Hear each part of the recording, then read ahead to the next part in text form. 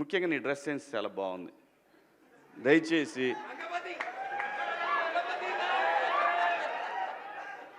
ఇంకో విషయం చెబుతున్నా, అమ్మాయిలు హీరోయిన్లు ఈ బట్టలు పెడితే వేసుకొని పోతే మనమే దరిద్రం అనిపించాల్సి వస్తమ్మా. ఏమనుకోవద్దు, హీరోయిన్లు అందరూ మీరు అనుకున్నా నాకు పోయేది లేదు, లాగి పీకుతాం మనం, అది వేరే విషయం.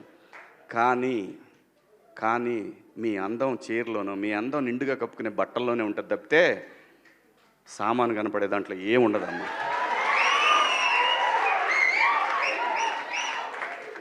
అవి వేసుకున్నంత మాత్రాన చాలామంది చూసినప్పుడు నవ్వుతూ అంటారు, కానీ దేద్రమ్ముండ ఎలాంటి బట్టలు ఎందుకు వేసుకుని కాస్త మంచి వేసుకోవచ్చుగా, బాగుంటావు కదా అనాలనిపిస్తుంది లోపల, అనలేము.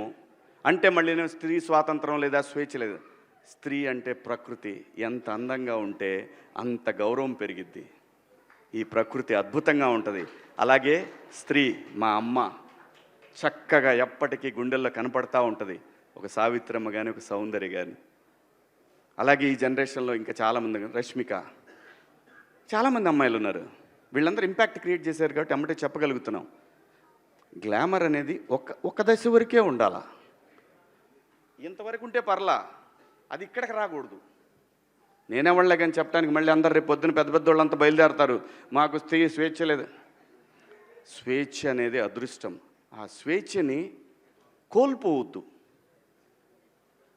మన గౌరవం ఎప్పుడు పెరుగుద్దంటే మన వేష భాషల నుంచే మన గౌరవం పెరిగిద్ది.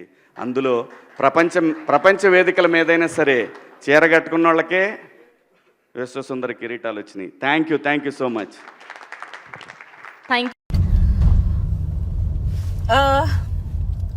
ఇది నేను నా ఫెలో విమెన్, యంగ్ ఓల్డ్ ఎవరైనా సరే, and also some beautiful men who relate, who respect femininity, వాళ్ళకు కూడా చెప్తున్నా. మీ చుట్టుపక్కల మీరు few people like me who are trying to take a stand on some things that are very unfair, comments చూసినప్పుడు ధైర్యంగా you have to object, సరేనా?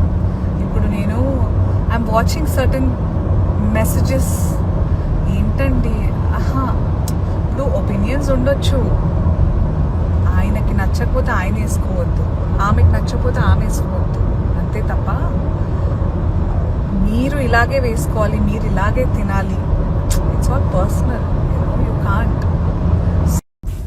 ఇదంతా ఇప్పుడు నేను కానివ్వండి, there are few more actors, both men and women, there are few more personalities who are voicing out అసలు వాళ్ళ opinions ఏంటి ఈ కమెంట్స్ మీద, ఇది జరిగింది ఏదైతే ఉందో దాని మీద. అందరూ కొంచెం breathe in and take some time and process what, ఏం జరిగితే ఎందుకు ఇలా అంటున్నారు, ఎక్కడ నిజంగా అది. Please I request, this is అసలు. అండ్ ఎవరెవరైతే కమెంట్స్ పెడుతున్నారు చూస్తున్నారా, these are big red flags, these are big triggers, these are warnings that ఇట్లాంటి వాళ్ళు ఉన్నారు.